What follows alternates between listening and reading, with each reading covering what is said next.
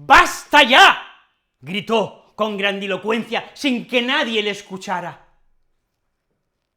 No digas nada, punto en boca. Ese cuchicheo lo cambió todo.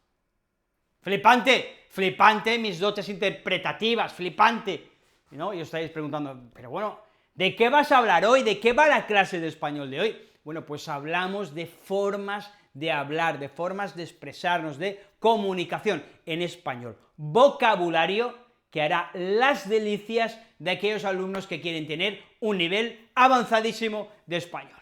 ¿Si os parece? Procedemos. Empecemos con el tono, que es la manera en la cual se dice algo, el tono. ¿Cómo sé si una persona está enfadada?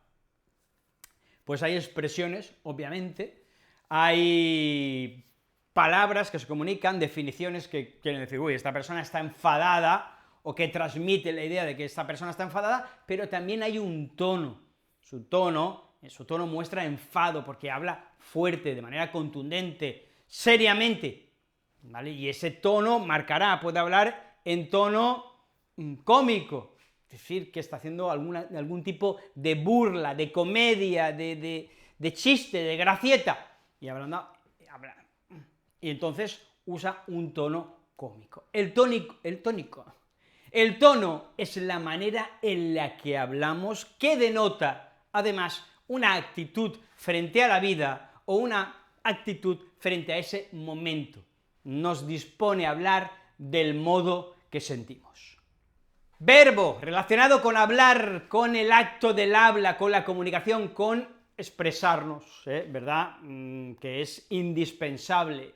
El lenguaje es la invención definitiva, lo que nos diferencia con creces de otros seres vivos del planeta.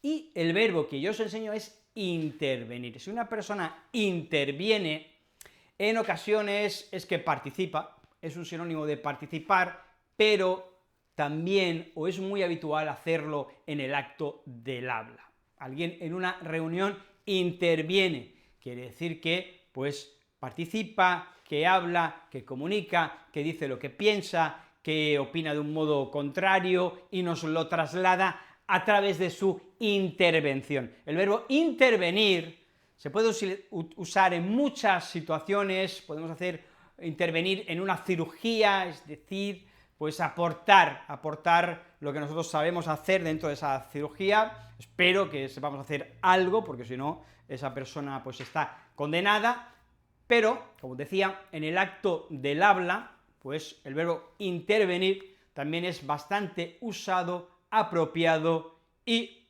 viene bien saberlo. Cada situación requiere que se use el tono, el habla, el lenguaje, en función del momento que estamos viviendo, ¿no? Que sugiera, que nos intervenimos de modo que nos ajustamos al contexto. ¿Y qué pasa si yo quiero animar, incentivar, motivar a personas? Pues tenemos la palabra soflama. Una soflama es un discurso emotivo, a veces con un carácter político, con un carácter ideológico, o con un carácter puramente emotivo. Un general, un teniente, un militar, tiene que infundir ánimo y coraje en sus soldados, y lo hace a través de su acto del habla, que tan importante es. No solo se lucha físicamente, nos esforzamos en la vida con nuestros actos, también la palabra tiene un peso definitivo en muchas cosas de las que hacemos. Cuando hablamos con autoridad, emotivamente, queremos motivar, queremos incentivar, queremos ensalzar el ánimo de otras personas, pues lo hacemos en este acto comunicativo que es la soflama, o este acto de habla, soflama. En ocasiones no queremos que otras personas escuchen lo que estamos diciendo, porque es una crítica, porque a lo mejor pues estamos en un acto público en el que no es apropiado que se escuchen muchos sonidos, y para eso tenemos el verbo cuchichear y el cuchicheo. Cuchicheo, que es una palabra onomatopéyica, porque emula imita un poco esa manera de hablar en voz bajita. Cuchicheo, el cuchicheo. Es lo que hacen los vecinos o las vecinas cuando hablan mal de alguien de la comunidad, del vecindario, de la residencia donde vivimos. Pues hablamos, oye, ¿te has enterado de esto? El vecino de arriba está todo el día con la música muy alta por la noche. Esta mañana se ha levantado a las 6 de la mañana con la música a tope. Bueno, pues cuchicheamos, hablamos en voz bajita. Ese acto que es el preludio de un secreto, pues es el cuchicheo. Al igual que la tertulia es ese acto comunicativo que se lleva a cabo cuando hablamos de política, cuando hablamos de cultura, de deportes, en fin, opinamos en general. Es común ver en televisión, pues, programas donde las personas opinan de la actualidad, de las cosas que ocurren, de las cosas buenas, de las cosas malas, de lo que es novedoso, de lo que impacta y tiene un impacto en nuestro mundo. Esto es una tertulia, pero una tertulia puede suceder en cualquier contexto en el que se hable de manera distendida, relajada, pero también opinando y con seriedad, es decir, no decir estupideces o hacer gracietas. No. La tertulia es ese acto en el que las personas nos sentamos, hablamos, opinamos de la vida, del amor, de la muerte y de cosas que son interesantes. Concepto de 2 palabras avanzado, muy avanzado, y es el chillido amortiguado. Chillar, gritar a pleno pulmón cuando sale el aire y nuestra voz retumba en los tímpanos de aquellos que nos escuchan. Es un chillido, es un grito. Amortiguado es, por ejemplo, en las películas de terror, cuando alguien grita porque lo persigue el asesino, pero claro, al mismo tiempo que grita, tiene que hacerlo en voz bajita, o se tapa la boca. Eso es un chillido amortiguado. Cuando el asesino atrapa a la víctima y ella grita, pero él pone su mano en su boca para que nadie la escuche, pues ahí también encontraríamos un contexto ideal que nos permite usar la expresión chillido amortiguado. O también nos valdría un grito amortiguado. Porque es la mano la que amortigua, la mano o cualquier cosa, un cojín, ¿vale? Hay, por ejemplo, películas en las que el villano mata a alguien poniéndole un cojín en su boca, ¿no? Y aquel grita y grita, pero ya puedes gritar, pero si te ponen un cojín en la boca no te va a escuchar ni el tato. Pues bueno, pues eso es chillido o grito amortiguado. Otro modo de hablar, la voz. Cada uno tiene su propia voz, pero la voz puede representar la manera también en la que hablamos, similar, no exactamente igual, pero similar al tono. Podemos hablar con un tono apacible o con una voz apacible, y esa voz se refiere pues al sonido que emite, a cómo nuestro aparato nuestro aparato orejil, ¿vale? Nuestro sistema auditivo, pues descifra aquello que nos dicen, ¿no? Dicen, bueno, pues esta persona está enfadada, está contenta, y eso se hace a través de la voz, que es lo que articula el sonido, la voz humana, nuestra boca, lo que se encuentra dentro de ella, las cuerdas vocales, todo esto. Bien, la voz puede ser una voz apacible, yo creo que es un concepto también avanzado. El profesor habló a sus alumnos con una voz apacible, con un tono apacible. En ese sentido, voz puede ser bastante similar hasta el punto de ser intercambiable por tono. Voz apacible. La voz también, obviamente, puede tener diferentes maneras de ser reproducida. Puede ser una voz irónica, puede ser una voz estupefacta, ¿no? Sorprendida, ¿no? Bueno, pues la voz, al igual que el tono, transmite cómo nos expresamos. Yo soy una persona a la que lo llevo en la sangre, no puedo evitarlo, me sale a veces, cuando me enfado sobre todo, tengo un gran sentido del humor, o bueno, tengo un buen sentido del humor, creo yo, ¿vale? y utilizo muchas veces un tono irónico. Esto a veces, claro, hay gente que no le gusta, puede ser un poco hiriente, hay que llevarse cuidado, pero bueno, intento no ofender a otras personas, y si lo hago me disculpo, no me cuesta nada decir, pues mira, me he equivocado. A veces utilizo este tono irónico, ¿no? Sí, sí, qué bien, qué bien, vale, me encanta, oh, qué guay, qué guay. Bueno, pues estoy utilizando las palabras de modo que digo que algo es guay, que está bien, pero realmente digo todo lo contrario. Estoy hablando con un tono irónico. Lo que matiza que no estoy totalmente de acuerdo es que utilizo, me comunico y expreso unas palabras que tienen un sentido, pero la forma de expresarlas es totalmente contraria a cómo se reproduciría en un contexto óptimo y positivo para mí. Utilizo un tono irónico, al igual que voz, una voz irónica. Bueno, pues realmente estos dos conceptos, tanto el de tono como de voz, se pueden usar para hablar de todos los matices que implicamos en el acto de nuestra habla. Y punto en boca, lo he dicho cuando empezábamos, que nadie diga nada, punto en boca, que nadie diga nada, punto en boca.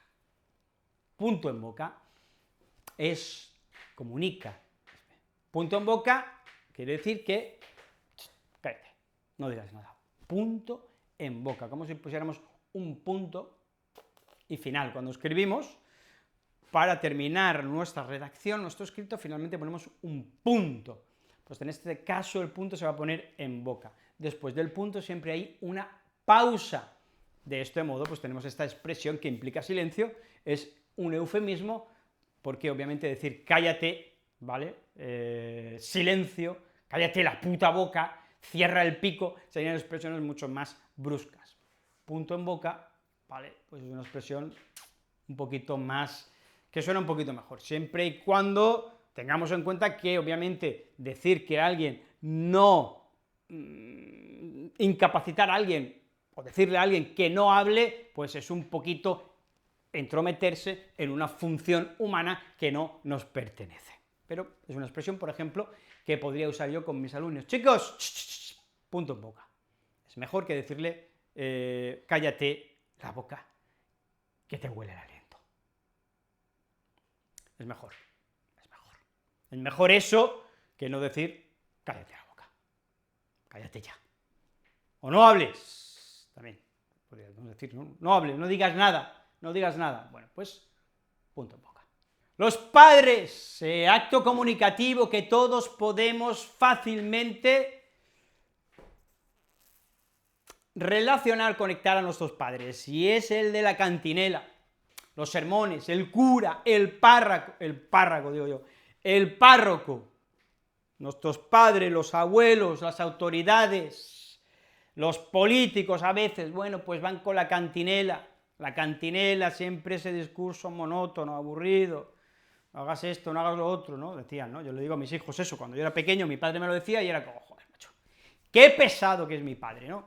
Deja eso, no te subas ahí, no toques eso, pórtate bien, siéntate, estate quieto, punto en boca. Y yo, siempre con la misma cantinela, ¿no? Pues si vamos a un sitio, pórtate bien, no toques cosas que no son tuyas, no te subas por las paredes, ¿vale? Que no eres Spiderman. Bueno, pues eso es una cantinela, ¿vale? Ya veis, es un discurso que podemos encontrarnos en muchas situaciones de la vida en la cual nos parece aburridísimo, cuando los políticos salen diciendo, bueno, mira, aquí en España salía diciendo el rey, todos los años en Navidades que habla el rey, pues habla y dice gilipolleces, y siempre está con la misma cantinela. Hay que ser honrado, chavales, no robéis, hay que ser el que la hace la paga, la justicia es igual para todos. Y ahora resulta que el rey pues nos debe un montón de pasta, se ha forrado, tiene dinero en paraísos fiscales, esto, vaya jeta que tiene el rey. Bueno, pues siempre, este rey siempre, todas las navidades con la cantinela. Aquí el que hace algo mal tiene que enfrentarse a la justicia es igual para todos. No es cierto. Bueno, pues esta también es una situación, es un acto, es un ejemplo que podemos, que evoca esa definición. Cantinela. Si sois profesores, profesoras universitarios, si dais charlas porque sois expertos sobre un tema y habláis ante una audiencia, queréis hablar sobre un tema concreto, los trasplantes de riñón, vamos a hablar sobre los trasplantes de riñón y el hecho de permitir que la gente venda su riñón para tener dinero, ¿no? Por ejemplo, que ahora se está planteando esto, ¿no? Creo que en Estados Unidos están planteándolo. Venga, un riñón te lo doy, $50.000, venga, pues un riñón menos, un disparate, pero bueno, es lo que es. Yo quiero hablar seriamente sobre este tema, pues lo que hago es una ponencia, en un contexto formal, ¿vale?, ante personas que están interesadas en el tema, que su profesión, su modo de vida se relaciona con lo que van a hablar, es interesante para ellos, o que les encanta de lo que se va a hablar. Ese acto, ¿vale?, comunicativo, entre comillas, es un acto comunicativo, pero es un acto cerrado en el que uno habla y otro escucha. Al final, en algunos casos, en las ponencias, pues pueden haber un turno de preguntas, ruegos y preguntas. Ese acto comunicativo, formal, se llama ponencia, es académico y atañe pues, a aquellos expertos en alguna materia, que nos informan, que critican en algunos casos, o que contradicen pues, cosas que están relacionadas sobre aquello de lo que están hablando. Parecido a Soflama que habíamos visto antes, ese acto comunicativo pues vehemente, beligerante, motivador, engrescador, pues tenemos también el de proclama, una proclama.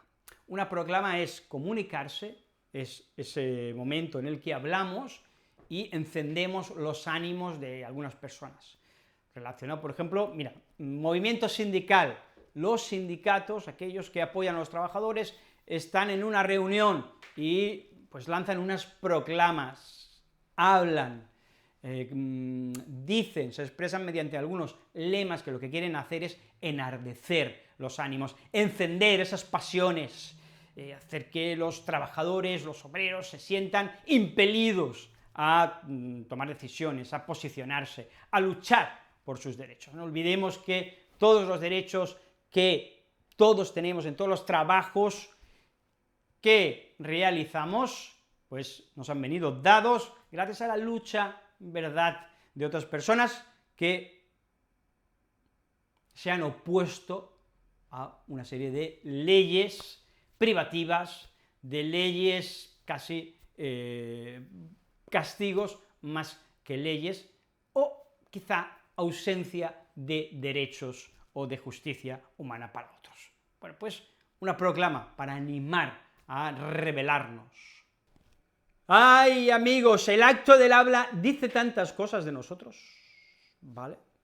Todo dice cosas de nosotros, la verdad, pero el acto del habla a veces incluso dice lo que no queremos que otros sepan, o cosas que queremos que sepan, pero en ese momento nosotros no sabemos que esa es nuestra intención, porque el habla, dicen que los ojos es el espejo del alma, pero desde luego el habla, sobre todo si no hay filtros, y si me lanzo a hablar y a tope, pues también nos define.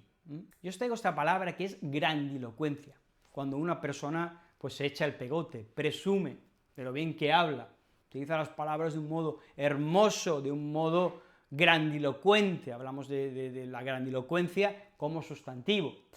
Pues, bueno, lo que quieres es dar a entender que te expresas a las mil maravillas, que conoces la lengua por el motivo que sea, que estás por encima de otras personas, que sabes mucho. Grandilocuencia.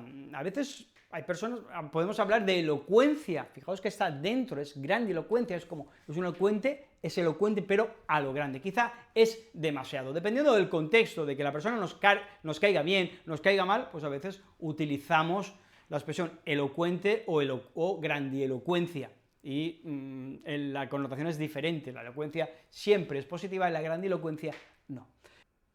Esta expresión es curiosa, porque es sostener, ¿vale? Mirad, yo sostengo un libro, el libro de Memorias de Adriano, no sé, todavía no lo he leído, lo tengo aquí en mi lista de libros por leer.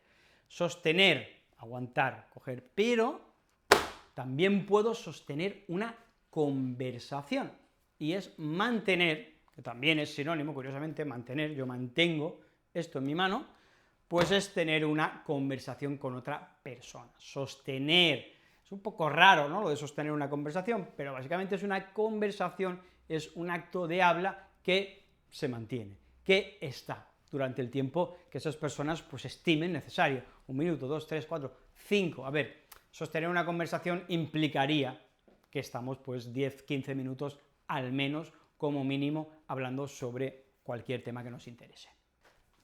Amigos, amigas, ha sido un placer, un verdadero placer estar tanto tiempo con vosotros, con vosotras, enseñándoos español, tratando de elevar vuestro nivel, contestando a todas vuestras preguntas, a vuestras dudas, he puesto todo el amor de mi vida, todo el cariño, he intentado hacerlo de la mejor manera posible, que como he podido, como he sabido hacerlo, pero intentando siempre, pues mejorar vuestro español, francamente. Esto que yo estoy haciendo ahora es un discurso de despedida, aunque realmente es un ejemplo porque no me voy a ningún lado. Voy a seguir haciendo vídeos de español semana tras semana, de momento. No obstante, sí quería enseñaros esta expresión que es discurso de despedida. Es lo común cuando vamos a unas jornadas, a unas ponencias, cuando hemos estado viviendo con una persona o relacionándonos mucho con ella, pues podemos hacer un discurso de despedida, normalmente en contextos formales. Un profesor se despide, ha estado trabajando 20 años en un sitio, pues hace un discurso de despedida, planifica lo que va a decir, las cosas que quiere agradecer, y dice, hasta luego, Lucas, me las piro. Eso es un discurso de despedida. Ahora espero que utilicéis el español un poquito mejor, que en los momentos de vuestra vida en los que os comuniquéis lo hagáis con más propiedad, más acertadamente, más atinadamente. Si lo he conseguido, pues me doy con